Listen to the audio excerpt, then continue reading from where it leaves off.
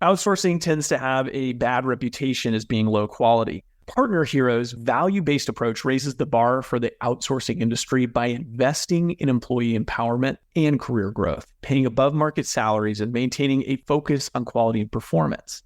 They're more than a service provider. They're also a thought partner for the startups they serve. It's simple. Brands that care about quality customer experience choose Partner Hero. They offer flexible terms and the ability to scale quickly, perfect for startups, with quality assurance baked into every program and offices around the world. So Partner Hero can provide truly global coverage. Outsourcing has long been available mainly to big businesses, but Partner Hero is challenging business as usual by bringing the benefits of outsourcing to businesses of all sizes with short, flexible contracts and fast ramp-up times. 10 years ago, when we were launching the Action Catalyst, we could have used a few extra hands to help us scale quickly, even if it was just for a short while. You can bet that with their expertise, fast onboarding, and core focus on quality, Partner Hero would have had our attention.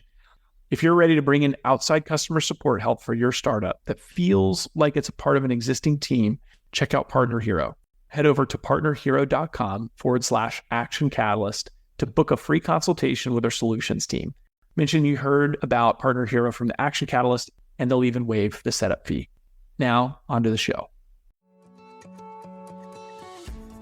Southwestern Family of Companies welcomes you to the Action Catalyst. Each week, our diversely and amazingly accomplished guests share their insights and inspirations to help us ignite our own.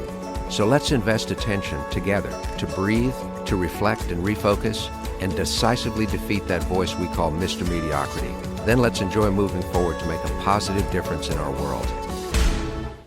Are you interested in advertising with the Action Catalyst? Our listeners could be hearing about your brand right here, right now. For details, shoot us an email at info@theactioncatalyst.com. Today, we are very, very excited to have as our guest Mr. Jeff Dobyns. Jeff is the president of Southwestern Investment Group. Today, Southwestern Investment Group, which works directly with the Raymond James organization as they execute trades and help families achieve their financial goals, manages more than $3 billion in assets. For many years in a row, Southwestern Investment Group has been the number one ranked organization affiliated with Raymond James out of more than 1,700 firms worldwide. And yet it didn't always have that tremendously lofty position in the marketplace. It got started back in the year 2002 by the individual that we're chatting with today, Mr. Jeff Dobyns, who was by himself in the midst of one of the worst recessions that had hit. It was a tech bubble that had just burst, and Jeff was getting ready to start this business. So Jeff Dobyns, welcome to the Action Catalyst. Hey, Dan, good to talk with you. I'm so thankful to be here. Well, this is fantastic. I know that our listeners would love to know sort of the steps, the evolution of the business and how things happened. Do you mind maybe talking about some of the things that put you on the path, maybe back in college, how you got interested in becoming an investment advisor, intermediate stops you made before you kind of came back here to us? Yeah, I'd love to. I can still remember the night at my house. My cousin, who was a Southwestern bookseller, quite a bit older than me, and he was telling me all about Southwestern and selling books door to door. And he said, Jeff, I'm going to now go into the investment business. And I've interviewed with all these big investment firms. And Merrill Lynch has asked me to come on board, which back then was you reached it if you had a job with Merrill Lynch. And so I can remember being a 17-year-old student in high school and said, man, I really want to work in the investment business and I'd love to work at Merrill Lynch someday. So my cousin Kyle said, well, Jeff, if that's the case, you need to sell books door to door for 4 summers while you're in college. And so I didn't know exactly what that meant, but I did know that I wanted to be in the investment business. So I signed up to sell books after my freshman year in college. Okay. And you were at Ohio University, which is definitely the Harvard of Athens, Ohio. Did you study business there? I did. I was in the finance program, and I can remember you coming to meet with me in my sophomore year of school, telling me to get my grades up and to study a little harder. All I wanted to do was study Dale Carnegie and Zig Ziglar and learn how to sell more books and learn how to get prepared for the investment world. But you told me I needed to work on my studies a little bit more. So those were some good times, and I was grateful for your mentorship. Well, coachability is one of your great hallmarks, Jeff, and that's been fantastic. Well, after you graduated, I think you got involved with a very small business in your home state of Ohio. Can you share what happened there briefly and then how that led to reconnecting here? Yeah, it was really just a really an unbelievably great opportunity. I thankfully did listen to my cousin Kyle, sold books with Southwestern for 4 years, and it was true. I had opportunities to work with all the big investment firms. So Edward Jones and Merrill Lynch in particular were the two that I was really highly considering and was going to go work with probably Merrill Lynch. But at the time, I had a family friend who owned a CPA firm in Ohio. And in the 90s, a lot of CPAs were trying to get in the investment business. They had been doing tax preparation for their clients for years. And there was a movement for CPAs to start doing investments. And so family friend owned a great mid-sized CPA practice, been in business 30 years. He was a CPA plus an MBA and PhD in tax. And he said, Jeff, if you could do that book thing, then I know you could really help me start and launch this investment business that I'd like to do with my tax practice. And so, that was a good, I reflect on that because I had the opportunity to go work with the big boys who I'd been dreaming of doing for years, or I had an opportunity to kind of start something from scratch, but I had a great mentor. Although he wasn't technically in the investment business, he had been working with clients and understood what it was like to be in the service industry and to serve people well. And I always felt like I could go back and do those Merrill Lynch, Edward Jones jobs if it didn't work out. And so in 1997, I partnered with a CPA practice in Ohio, 22 years old, and I would meet with their tax clients and try to help them do financial planning for their retirements. Got it. And then I know there was something of a falling out regarding future involvement in that business up there, and you found yourself really dissatisfied and starting to look elsewhere.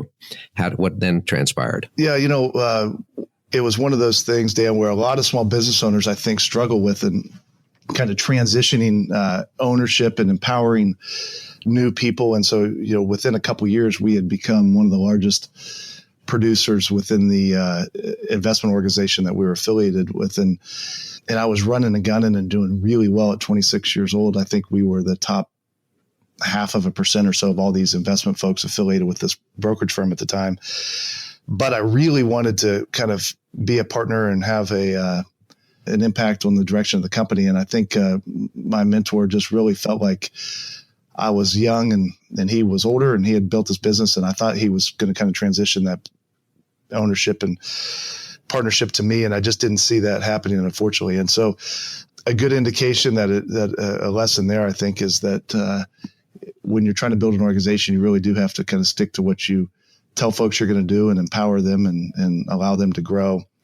And I've seen a lot of small businesses have a hard time doing that. And so that was an example where I just said, okay, this isn't going to work, but I was able to have a lot of good mentors and family around and said, Jeff, this is not probably going to be where you're going to be for the next 30 years. So it would be wise to take a full court press and really evaluate your options. So actually went to Alaska. I had what they've deemed at the time a quarter life crisis. So I went to Alaska, lived in a camper with 3 Marine recon men and worked on a business plan of what I was going to do next. And gratefully, Peter Foray and you, Dan, and several others at Southwestern said, hey, Jeff, we'd really like to get serious about starting an investment company. Southwestern had, for 30, 40 years, had a lot of really top talented folks leave the book business and go work at Merrill Lynch and Morgan Stanley, Edward Jones, Northwestern Mutual.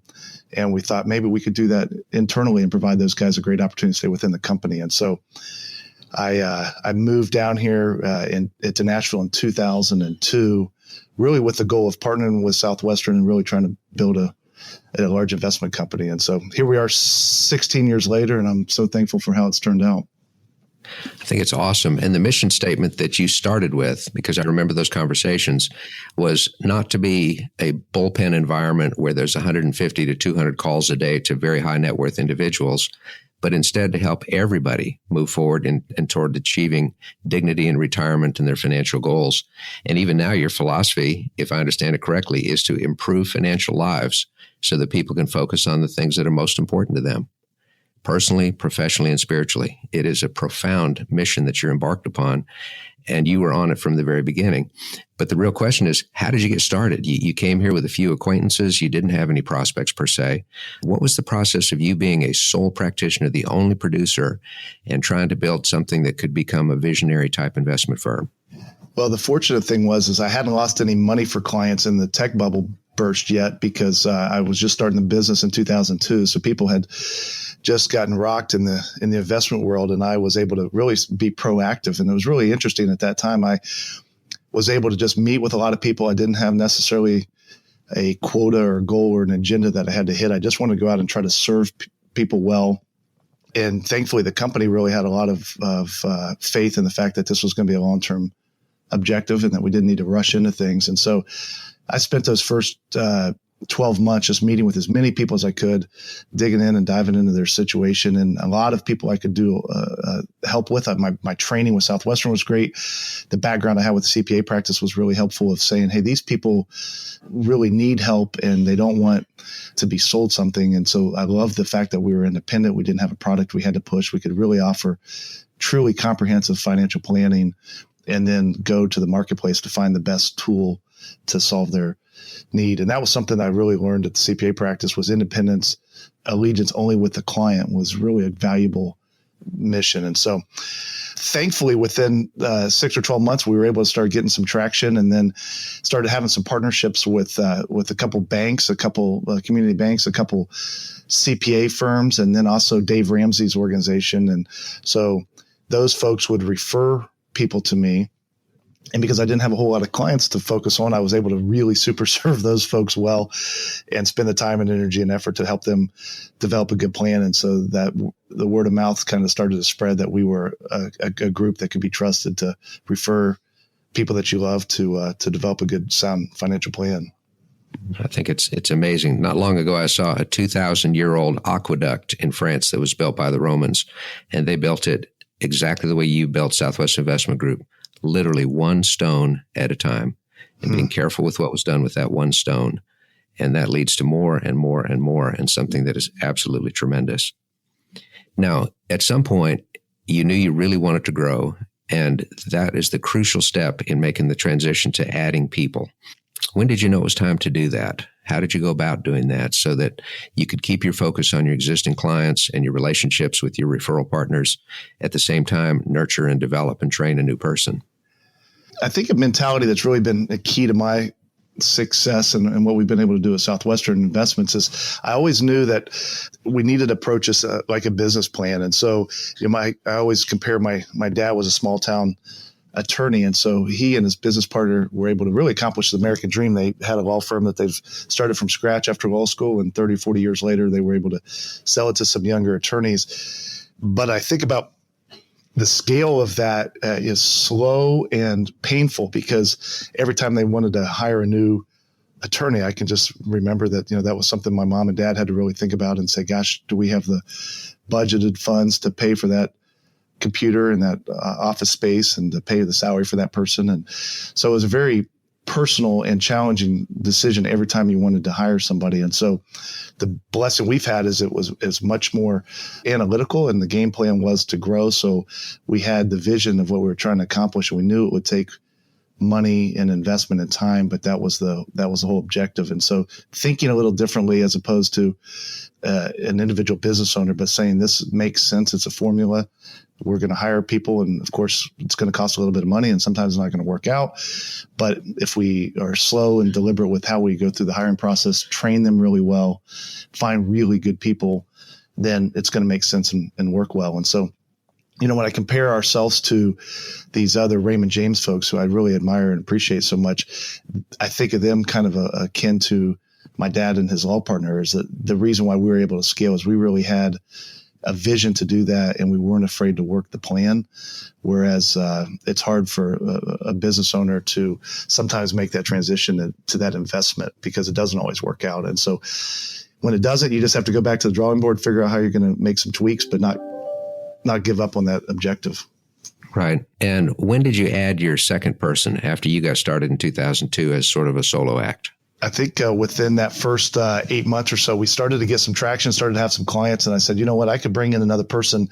Now it's going to take a little while to get him trained, but it was another Southwestern guy. So he knew how to make phone calls and make introductions, make presentations, but he didn't know anything about the investment business. But what we were able to do is really kind of have this mentorship program where he would kind of sit in my hip pocket. We'd go to meetings together. We'd debrief afterwards. He would do the follow-up, and then we'd communicate on the next steps. And so within a 6 or 12-month period, we were able to do that 3 other times. And so we had 4 of us that were out there now multiplying. And really that mentorship strategy has been a key to our success. Now, 16 years later, we're still doing that with every new person that we bring on board. So that shadowing process where they're right there with you for extended periods of time, learning, and then you could comment in between those presentations, and some of it they just pick up by watching you. Would you say that's one of the real keys? You developed a track to run on, you modeled it, they watched you do it, then you helped them apply it. I think that's it. I've got 2 quick stories if we have time that I think might illustrate this. Is I have a good buddy of mine that works for a major firm. I won't mention the name, but he was going to do a partnership with the guy that had been in the business 30 years, wildly successful. And so my friend Jason was going to partner with him for 6 to 12 months and then go start his own division of that outfit. And so after he was in the business for 3 or 4 months, I said, Jason, how many meetings have you sat in with Larry since Larry's been there 30 years? He's got a wildly successful practice, and he literally is about 4 feet away through a wall in the office next door. And he said, Jeff, I've never seen Larry in a meeting, never heard him on the telephone. I've never seen him interact with clients. And that just seemed like such a shame. What a wasted opportunity for a person to be able to observe 10, 20, 30, 40, 100 meetings and interactions with clients from somebody who's been doing it their whole life and is really good at it. And unfortunately, I feel like that put my friend, back a few years because he just had to go out and learn those lessons on his own. And then another friend of ours named Josh, who also worked for Southwestern, went to an investment firm here. And I called him after he was at that company for 6 or 7 months and said, hey, Josh, how are you doing? He said, well, I've been studying all day up on college plans, 529 plans. I'm really trying to learn about those because I have a meeting tomorrow with the prospect, and I'm trying to find out which one of the 50 state plans is best for this particular client. And I said, Josh, isn't there anybody in your office that would be willing to share a few minutes of what they've been doing and what's helped them be successful so that way you could reduce your time and actually have more appointments and help more people? And he said, no, there's not. And unfortunately, that guy's now out of the business. Didn't work out. And I just see those examples of people that are really sharp, are desirous to grow, and they're sponge-like, but they just don't have a mentor that's willing to spend a little time and energy with them. And so our whole mission is to kind of do the opposite of that, really allow people the runway, and you have to have some margin. You have to be able to compensate them because they're not going to add value right away to the business, but long term they're going to excel. Because something I learned from my old mentor Craig Soder, your friend, 25 years ago, was every time that you delay something, you don't actually ever really accomplish that towards the end until your end of your career. And so if you're scaling, but you wait 2 or 3 years, you're going to miss those last 2 or 3 years when you're really producing on all levels. And so my whole mission has been, how do we try to accelerate that rate of growth? And the way to do that is to shorten the training. And the best way to do that, in my opinion, is one-on-one mentorship. Jeff, one of the incredible insights that I just picked up from that is your awareness that when the plan is a long-term plan and you're willing to work the plan, then you try to get your ego out of the way. I really think sometimes business owners or top producers really don't want anybody watching them, because they're afraid that they will then become an intense competitor or steal their ideas or somehow worm in on the action. You took exactly the opposite approach, and that was, no, if we want to grow, we must grow early, we must grow in the right way. And the most effective way to do that is for me to literally open my heart, open my mind, open my processes so people can see what I'm doing. That is a phenomenal insight. And it helped you massively. And I think the unselfishness comes through in a big way there, and it's coming back to you. Well, thank you. I think that's another, I hate to keep bringing up Southwestern, but that was a lesson I learned. Two interesting points there, Dan, is one, I can remember when I was flailing selling books one summer, and I had an opportunity to go follow a guy named Ryan Rutherford, who was just I'd heard about Ryan for 3 years, what an incredible salesperson he was, how great he is. He just mesmerized clients, and they just bought, throw up their checkbook and bought everything he had. So I drove 6 hours and went to follow Ryan for the day. And I kind of left that day because we didn't sell hardly anything, and he wasn't that impressive. Yeah. And I said, gosh, I can do that. I think I had a mental block that Ryan was able to do these magical things that only he could do and I could never learn to do. And that was a really profound lesson for me. I went back actually in the following 3 days of that week. I had the best production I've ever had in a full week. I did in 3 days. And I really just removed some mental blocks that I actually was capable to do well, and that I had the skills. And so just seeing that sometimes is really helpful. But also the lesson was that Ryan was willing and interested and cared enough about helping me grow, even though he received no compensation. He wasn't part of my organizational structure, but he knew that he would do better as a salesperson if he had a young guy come follow him. And I'm convinced that part of the reason why we've been so successful now is all of our advisors are having the same approach to training young people and new guys in the business. And so that's helped everybody grow. You know, they always say that the way that you really learn is by teaching. And so I think our guys have excelled in our world because we've spent quite a bit of time on the teaching component, and it makes everybody sharper. I love that. The best way to learn is to teach. I completely agree. Kind of fast forwarding now, because that was so instructive how you got things going. Today, you've got literally dozens of associates. You have producers that are magnificent. Sometimes when you look at how much they're producing, they produce more than entire firms do as individuals, and yet they're very involved here with what you do. You've got key support roles. You have people in compliance because, of course, the investment business is a heavily regulated business. But every year since you started, no matter how many people you've added, you have been the number one personal producer. Nobody has ever produced more than you. So, Jeff, this is the key question here.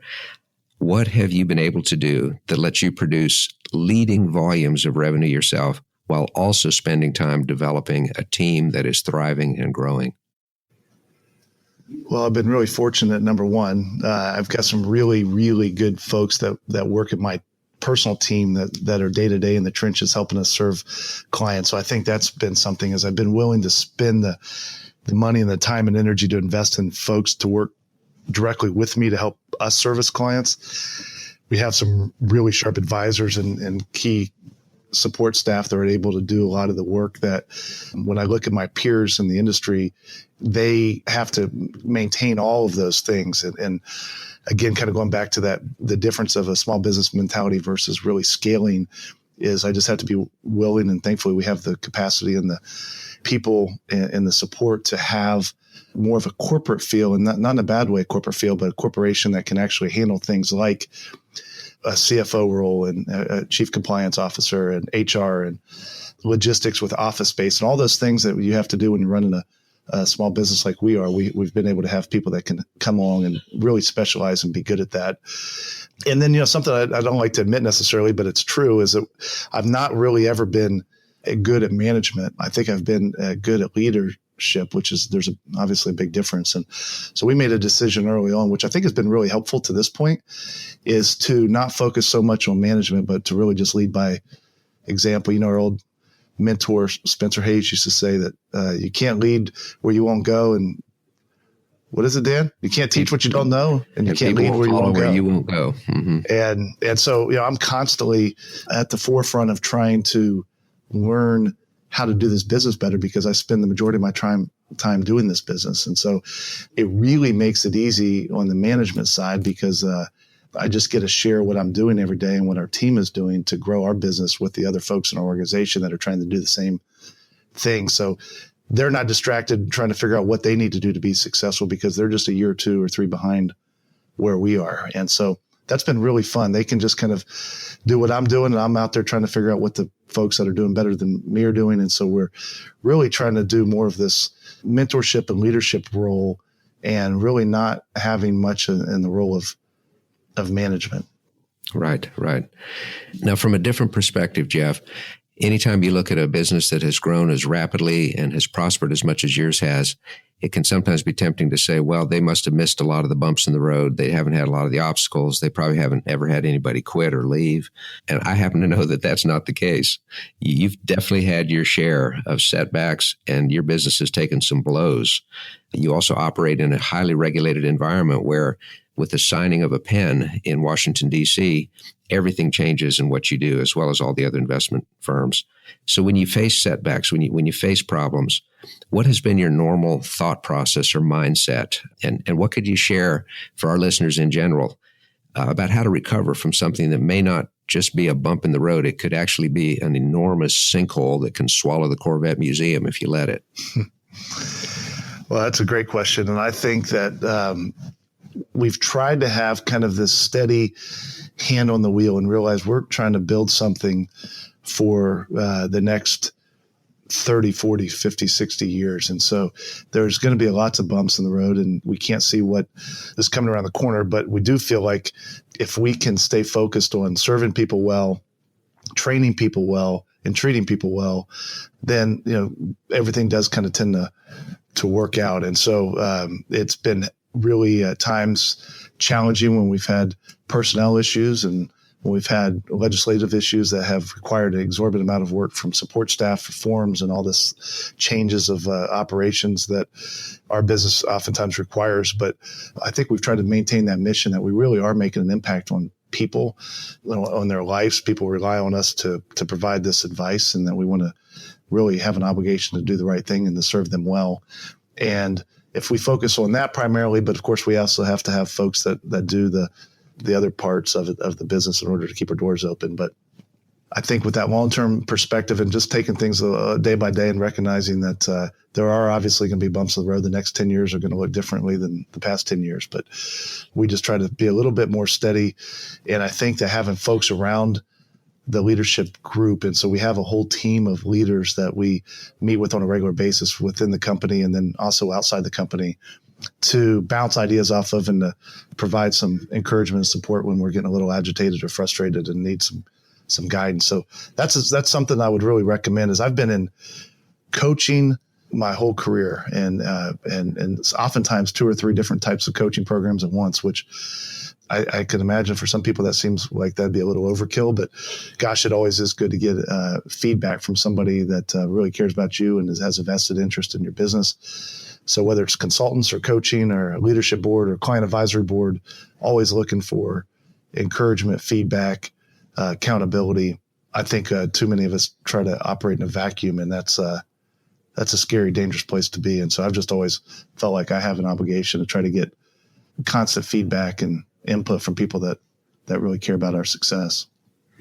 Which, again, is a reflection of your own humility, Jeff, because many highly successful people aren't that receptive to external advice. And yet, in my experience, the most successful people, such as yourself, not only are open to external advice, they seek it.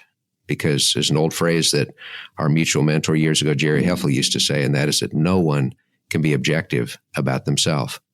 And so to get that advice from outside is so important. So kind of to summarize how you deal with that, you remind yourself first, and then you remind your team, let's concentrate on the purpose, not the problem. Would you say that's an accurate summation? I think that's brilliant. Well, I think you're brilliant. So it's really cool. Now, here's kind of another aspect. We talked about overcoming problems. In just about all walks of life, it doesn't really matter what it is. It's possible for people to hit a really powerful stride. In other words, they are succeeding maybe beyond their wildest dreams, and they kind of hit a level of satisfaction. And at that moment, they stop pushing themselves. They say to themselves, I have arrived, even though there's a lot more that could happen. So I'm really curious, Jeff, from a personal income standpoint, from a business success standpoint, from an equity standpoint in Southwestern family of companies, you have done extraordinarily well. But what have you found to be effective to, first of all, keep yourself from falling prey to the disease known as satisfied-itis? And what do you do in mentoring and leading people to help them avoid that tendency too? Well, I think that's probably where I spend a lot of my time and energy, is try to figure that out. And I think trying to have a higher purpose about what you're trying to accomplish. And so for years, I've been involved with several organizations that are doing amazing work, and they need money. And so one of my motivators is to say, how can we do better as a group? How can we do better as a family? How can I do better financially so we can support friends that are out there doing impactful work that they need people to provide some resources with? So I think part of our obligation, and Dave Ramsey, who I'm longtime friends with, says, hey, when you're pouring in your cup and it fills, you want to keep working and keep pouring, because those fruits can go bless other people. And so I really feel like, fortunately, we were able to hit that stride. And so, but there's always needs. There's always people that need more that we can help support. And I feel like the proverbs of, or the thought process of who much is given, much is expected. And so I think we try to preach that to our team to say, God's blessed us with a lot of resources, a lot of skills, a lot of opportunity. We need to make the best of it. So I think trying to stay involved with organizations that have huge needs helps remind us that we've got more to do.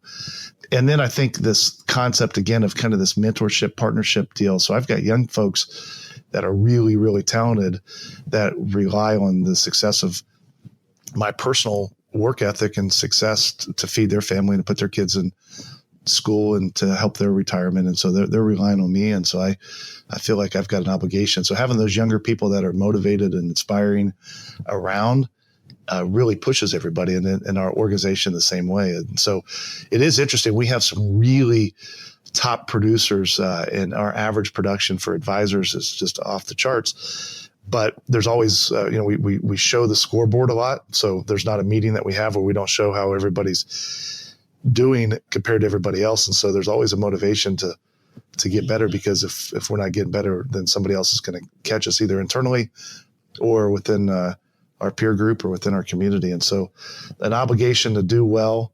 And then also I think this competitive spirit to say, you know what, there's others out there that I'm involved with that are doing a lot better than I am. So I've got a long way to go. That is so incredible, Jeff. The basic theme of what you said is, in a world of needs, there are some people that can help provide and fill those needs. And so you let that drive you. And knowing that your subordinates are depending upon you also drives you. And then finally, that natural, healthy, fun competition. And from being in a lot of your meetings, I know there's plenty of banter that goes on, but it's never demeaning. It's always in the intention of, we're going to fulfill this mission. And, oh, by the way, I will beat you this year, but it's all for a good reason. That's right. Now, we know from dealing with people that people are totally imperfect, but perfect principles can help everybody get better. What would you say are some summaries of principles of leadership or success that you keep coming back to over and over and over again?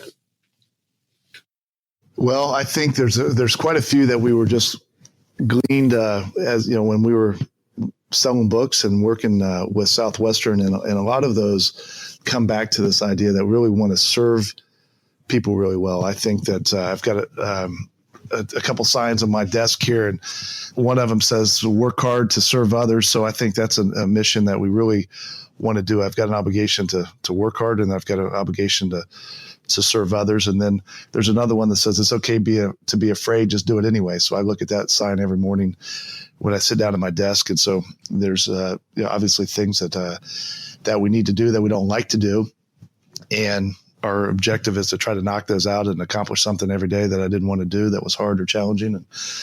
And then I think the idea of this concept that really have an obligation to try to slow down and help one of the other folks in our organization on a daily basis. And so that's something that I'm not perfect at, but I really do strive, because it wasn't that many years ago that I was that guy. And I think all of us remember when we're in something that's a little challenging, whether it's a football coach or a teacher or a mentor or a friend that was able to come alongside and say, hey, you're doing great, keep it up, and how can I help you? When you're that person and somebody really reaches out to you, that can make a huge impact on your day and your week and your month and your career. And so we try to spend some time doing that with our folks in the office and within our organization, just to let everybody know that we're in this together and that we're available to help them anytime they need it. Oh, that is fantastic. And those principles, I know, extend also to your life with you and Amy and the family. Now, I'm trying to remember, have you got a 4-person rowing team at home or a 5-person basketball team? Well, we've got a 4-person rowing team. So we've got a 10-year-old, 9-year-old, and then twins that are 5. Twins, they were given to you by God just to see how resilient you are. But I also know that you're very committed to that. You've made some hard and fast rules about being there for the family at these key events, and that's tremendously admirable. How do you work the balance? It's a never-ending challenge, I know. It is. And, I think probably 4 or 5 years ago, I felt like I I was coming to the realization that I wasn't going to be Superman anymore, which was a little scary that I even thought I was Superman. But I think for first 15 years of starting this company, I felt like I was Superman, was working a lot, and was realizing that I didn't want to screw up the kids, but I wasn't going to be, and I didn't want to screw up the company, but I wasn't sure how well that was going to work out with taking care of my health and taking care of Amy.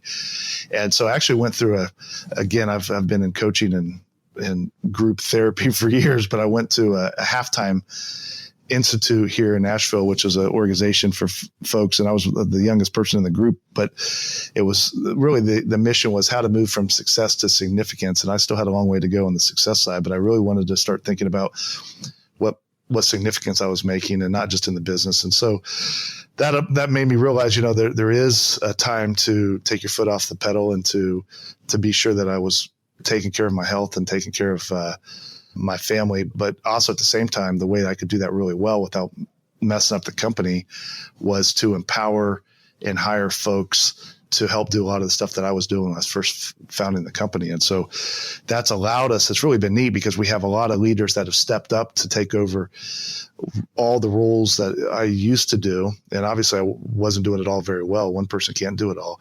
And so we have some really, really talented people that are doing all these different aspects of our company now. And they love it. They're really good at it. And they're skilled and it allows me to focus on work at times, and then also on our family and my health at other times. So it's been really neat. And I think, Dan, that was a huge transition to kind of realize I couldn't do it on my own of running the company. I needed to have other people that would take those positions. But when we first got started, we had kind of this mantra, we were going to be really a lean, mean fighting machine. And so we didn't want to have a lot of bureaucratic management roles. But, what got us to this point is not going to get us to where we want to go in the future. And so we're kind of in this season now of saying, hey, we really have to be willing to bring in people that are better at things like operations and facilities things, and even recruiting and training and HR. And so there's a lot of things that we continue to scale in order for us to recognize that there's a lot smarter people out there that are talented at these roles, and we need to let them do that so we can focus on our core competencies. And that is a phenomenal way to go about it. A lot of the listeners right now are facing pretty significant setbacks in their own businesses or their organization, and they just can't see how to get around them. I know you've mentioned that third-party input from coaches and people that can be objective about it can really help. But any other ideas on just helping people get unstuck if they've just hit a point where they just don't know how to grow, or they just can't get past the obstacle they're facing? I know it's difficult without specifics, but do you have any general observations on that? Yeah, and I think that what I've always felt like is I do have to kind of get some feedback. And so I'd hate to say that these third parties are the only solution, but I really do feel like, and to your point about Jerry's expression of it's hard to understand a best way out of it when you're just working your tail off to try to stay afloat. And so we have to make a commitment to be willing to work on the business at times, and more time actually than we think we should, and as opposed to just working in the business. And so for a lot of folks that are running companies and organizations, the natural tendency and what helped you get successful is you had to work in the business because nobody else was there to do the work. But as you scale and the longer you're in the business, you recognize that you've got to work on the business, otherwise it'll kind of run you. And so I think you have to be able to get back and not just tread water, but actually take a little bit of rest and reflection. And I think it's interesting how you can step back when you feel like you should still be rowing really hard and actually reflect a bit. You can actually glean, and sometimes you know the right answer. You just have to have a little bit of time to think through it. And so this whole idea that we just need to run 1,000,000 miles an hour, I don't know where we got that idea from, but somehow that was ingrained in me as well. And I think over the last 4 or 5 years, I realized that that's not healthy. Right now, I'm just a bit obsessed, Dan, with Elon Musk, and I'm sure you've been reading and hearing some of his quotes, but what helped him be so successful is really impressive. But sleeping on the factory floor and saying if he wasn't working 100 hours a week, who else would do it? You can just see signs of a guy that's obviously going to burn out. At some point, he's going to crash and burn because you just can't sustain that. And so you'd love for somebody to be able to pull up alongside of him and say, hey, we can have some other really smart people. We need you. We need your intelligence. We need your vision, but let some of us other folks execute So now that I'm a little more cognizant of that, I think it's interesting to see that play out in internationally with the Elon Musk situation, but then you'll start to notice it even in your day-to-day world. And so being willing to step back, I think is a hard thing to do, but there's no other way around it. I think it's fantastic. Stephen Covey always said, succeed at home first. And there is a tremendous amount of that happens in the life of the Dobyns family. Oh, thank you. Jeff, I don't know what else will happen over the course of my next several days, but I know nothing will be more inspiring than the time I've spent with you. Any final comments that you'd like to make and share with our amazing listeners? Well, I really appreciate you, Dan. You know how much admiration and respect, and you're an incredible person and you're incredibly talented. And I'm grateful for 24, 25 years of you incorporating that same encouragement and mentorship I was trying to describe earlier that I'm trying to do for other people. So thanks for doing that for me for all these years. Well, you're welcome. It sounds like you're a pretty old guy when you use those big numbers. Time does fly, I'll tell you that. God bless. Talk to you soon. If you enjoy this podcast, please make sure to subscribe. To stay updated on everything that the Action Catalyst is up to, make sure to follow us on Facebook and Instagram at Action Catalyst Podcast and Twitter at Catalyst_Action. Thanks for listening.